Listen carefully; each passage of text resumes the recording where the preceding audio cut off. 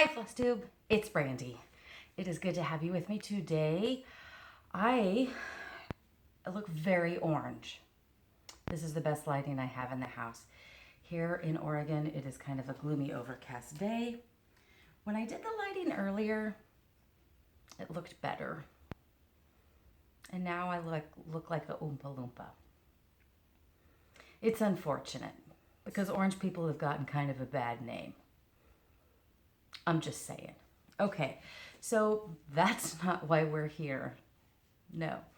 We're here to talk about floss stitch. Floss stitch? Cross stitch. Y'all listen. It is 7:30 in the morning. I have been awake since 4:15.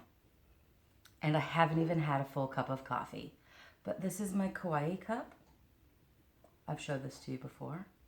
So it's been almost a year ago since my husband and I were in Kauai from a trip that his parents gifted us with, for the most part. And I have to say, I have been really longing to go back. Minus the humidity. That humidity was horrible.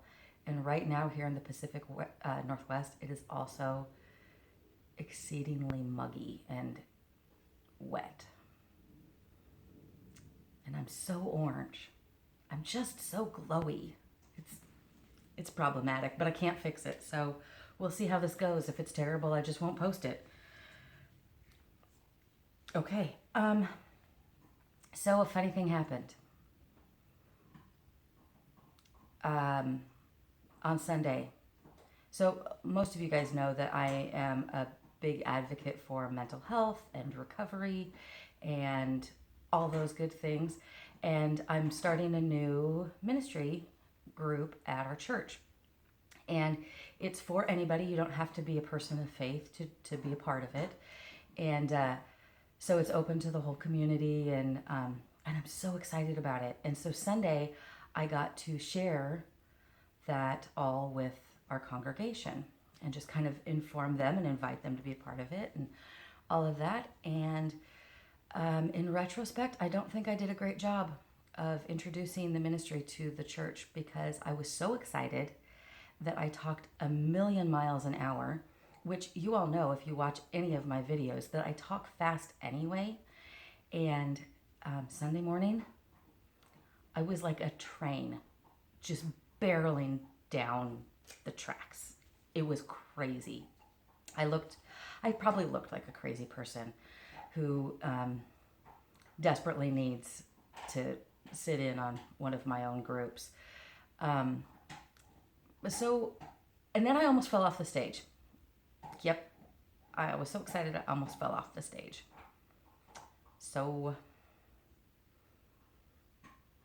anyway, I mean, we're just all messy people, right? And that's the point. I am a messy person in process. And I prove it every single day. So anyway, it was fun, and I'm looking forward to what's going to happen in people's lives to see real transformation and change happen. So it'll be fun. And then I wanted to let you guys know too, because it is September, it is National Recovery Month, and it's also National Suicide Awareness Month. And I just had the privilege of interviewing a man named Steve Austin, who, for our podcast, who was a pastor and attempted to take his own life by suicide. And he's got a book called From the Pulpit to the Psych Ward. And anyway, it was such a fabulous conversation that he and I had, and he was really willing to open up and be vulnerable and transparent with me and our listeners. So I'm sharing this with you because not to plug my podcast, but because I am so concerned about mental health and people. I just care about people and their well-being.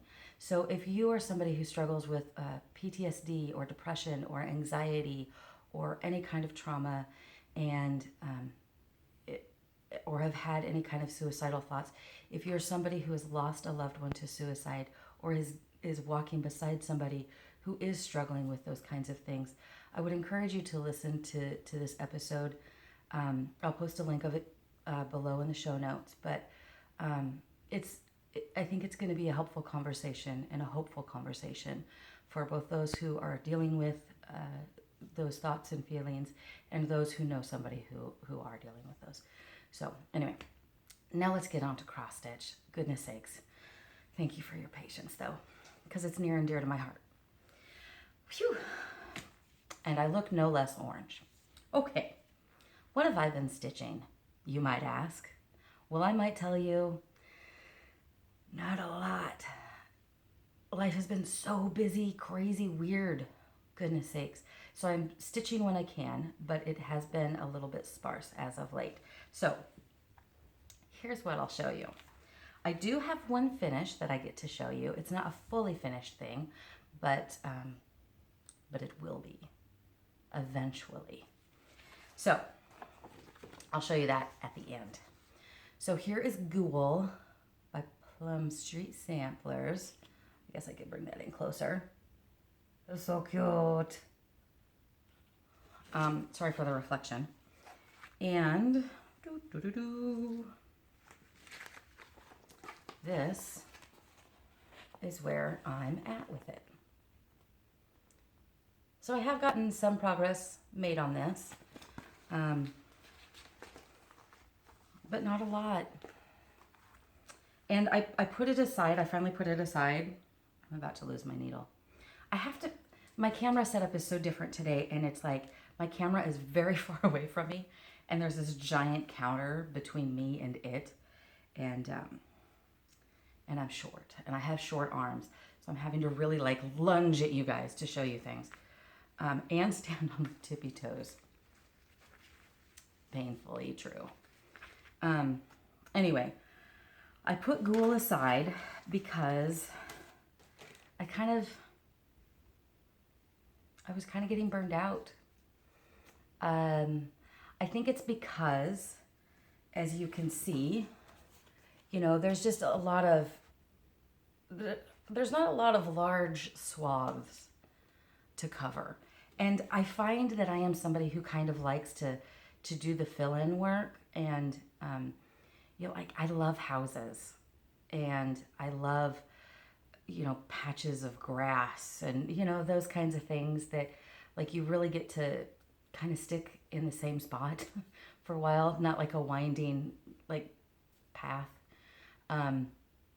It's just what I prefer to stitch. So I kind of got a little bit burned out on Ghoul. It's a great piece though, and I love it. And I'm looking forward to having it completed and being able to pass the pattern on to my good friend Donna Ray. So that will be delightful. Another thing I've been working on is a little bit, this is the freebie by Heartstring Samplery called Auld Lang Syne. Sorry, I know this lighting is terrible. I can't help it. I just cannot. And I haven't worked on this a ton, but a little bit. It's going to be so cute when it's done. I feel like I've been working on it for about 5 years. I think it's like only been one. You know those pieces that just, and it's small, it should be easy, but somehow it takes you forever. It's kind of the story of my life, it seems. The other thing that I am working on is my summer pin pillow by Abby Rose Designs. If I turn things a little bit, the lighting is slightly better. A little less orange, but I can't turn myself that way so much. Anyway, this is the one where because of the linen that I've chosen, I need to swap out the white for the little urn and the roof and come up with a darker shade. Because on my linen, as you will see, it is pretty hard to see it. Let's get that up here. Oops. So you can't even hardly see that roof is there, but most of it is. So anyway, I'm gonna swap that out. And I just don't like having to frog pieces that are so far along, but it's the story of my life. I've decided that I am a professional frogger. This is what I do best. It's what I do probably most consistently. And it seems to be a daily part of my stitching, is to just frog the heck out of everything. So my name is Brandy Gable. I'm a professional frogger. It's almost like an addiction, but it's not by choice. Not that addiction is by choice.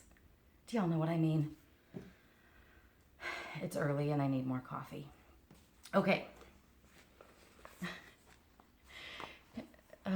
Sometimes I'm just a hot mess.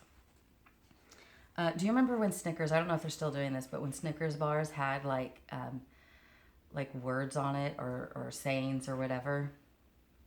I found one. I just grabbed it, purely by accident. I didn't mean to grab this particular one, but I grabbed one, and on its packaging it said hot mess. I was like, yeah, that's pretty accurate. Oh well. Okay, so finally, my last thing that is finished, because of the 24-hour cross-stitch acrostic that I'm doing, which, thank you, Jen, I'm really enjoying doing it this way. My only problem with it, let me just be totally honest, is I am the worst person at keeping track of anything, really. But trying to log my time stitching, because sometimes it'll just be like 3 minutes here or 17 minutes there, and and I know like you round up, whatever. But I never have my paper with me. And I switch from project to project so much that logging my time has been difficult. But I kind of have a rough idea, which is one of the reasons too why I put some things aside, because I know that I've stitched on it enough and just wanted to move on to something different. So anyway, but I am loving doing the 24-hour acrostic. I think that it's kind of helping me stay a little bit better focused. So not sure that I'm going to get it completed though this month. The rate things are going. So anyway, the thing that I finished is my Plum Street sampler. Gotta stand back up. And it's the Our Savior's Birth, I think. And it's a freebie. And I've swapped out some colors. And you can tell I placed it completely wrong, because that's what I do. But y'all, I wasn't going to frog that. Not a chance. So, oh well. But I really like it. I think it's really cute. You can find this on her website. She's got lots of freebies. So many freebies. You guys, it is absolutely astounding to me, the generosity of the designing community. Designing is hard work. And it's not the designing itself that is so hard, because I think if you're a designer, it's because you're a creative person and you've got these pictures in your mind and you know how to put them out there and to turn them into something beautiful. The hard part with designing is, one, it does take a lot of time, and then you've got to figure out your color palette, which on screen might look very different than in reality, and sometimes even getting it stitched versus just having your threads laid out looks very different. But then, excuse me, I have the privilege of seeing firsthand what goes on behind the scenes in a designer's life. And I'm a designer too, I am, but I'm so new at it, and on such a small scale, and I'm only doing PDF download designs at this point. So I'm not sending out mailers and flyers and kits and all those things. But I have the privilege of getting a behind the scenes look of a designer who is doing that on a large scale. And the amount of work that a designer goes through to get a chart from concept to out to the distributed world, it's a lot of work and a lot of hours and planning go into it. And then you've, excuse me, don't you love it when your voice does weird things? And then you've got things like Galleria coming up, or the market, or there's events, right? StitchCon. All of those things are time and travel and expense and just so much energy. It's crazy. And I have to say, some of these designers are incredibly prolific. They're just popping out things left and right. And, and sometimes they have model stitchers and sometimes they don't. And my goodness sakes. And the fact that not only do they provide all of these beautiful patterns for us to stitch that they sell, and I might add at reasonable prices, but then they also give things away just abundantly. There are so many freebies. If you go to different designers' websites and their blogs, you're going to find so much free stuff. It's absolutely nuts. That alone can keep you busy. But don't just stitch free stuff. Support them. Give them your money. I say this as somebody who hasn't actually done that a lot, because I have so many things in my possession already that have been gifted to me that other people spent money on. And given to me as gifts. And so goodness sakes, it's just, the generosity is just astounding, and I love it. And it starts from the designers and it just goes clear all the way down to us little people. And I'm so happy to be a part of this community. If you're new to the community, welcome. If you are a longtime person in the community, thank you for creating such a great environment. And I hope that people will continue to find friendship and community and a love for something shared, and just find encouragement here in this place. It's a great little corner of the internet, and I'm glad to be a part of it. So you guys, I'm just rambling at this point, so I'm going to go ahead and go, and I'm going to finish my coffee and dream of Kauai, and I don't know, knock some things off my to-do list for the day. You guys have a fantastic day. I love you lots. Stitch on. Bye. I gotta reach.